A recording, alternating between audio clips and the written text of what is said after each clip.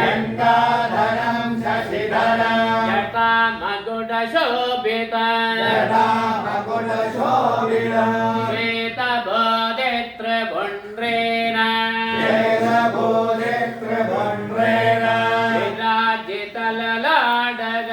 विराजितललाडगं लोचनत्रय संपन्न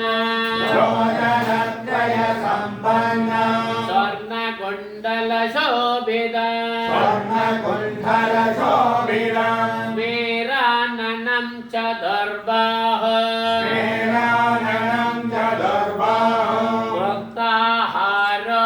मुक्ताहारोपशोभितम् अक्षमालां सुधाकुम्भं चिन्मयी मुद्रिकामपि पुस्तकं च भुजैर्दिव्यैः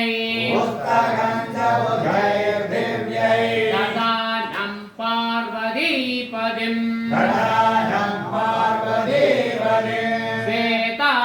श्वेताम्बरधरं श्वेतं रत्नसिंहासनस्थितं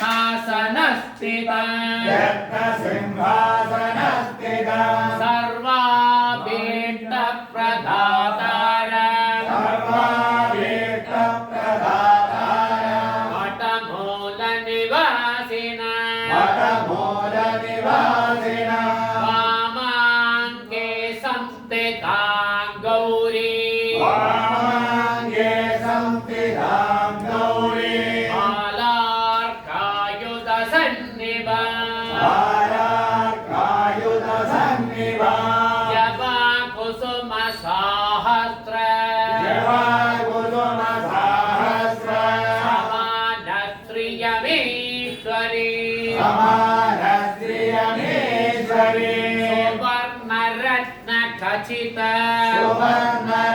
सुवर्णरत्नखचिता मकुटेन विराजिता ललाटपट्टसम्राजते संलग्नतिलकाञ्चिता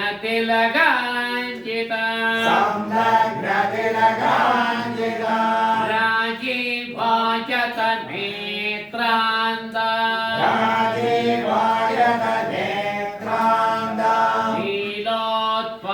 नीलोत्पलदलेक्षणा संदग्ध हेमरचिता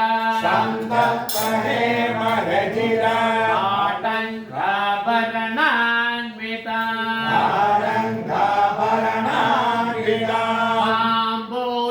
ताम्बूलचर्वणरता रक्तजिह्वा विराजिता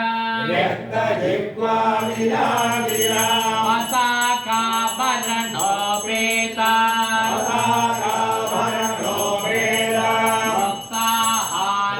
मुक्ताहारोपशोभिता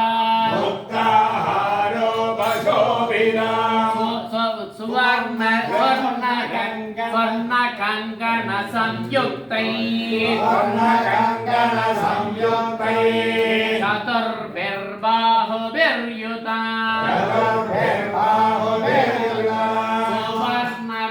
सुवर्णरत्नखचिता काञ्चीधाम विराजिता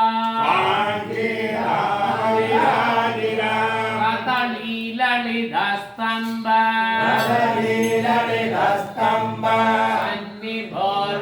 सन्निभोर्युगान्विता प्रिया विराजितपथा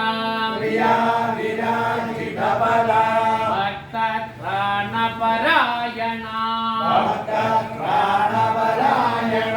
अन्योन्यासिप्रहृद्बाहो गौरी शङ्कर संज्ञकम् सनातनं परं ब्रह्म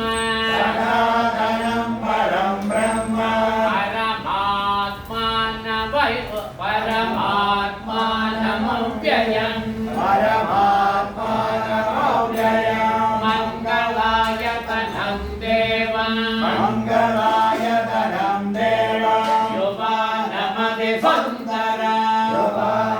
सोपानमतिसुन्दरम् ध्याये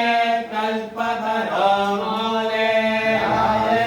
कल्पतरो मूले सुदासेनं सहोमया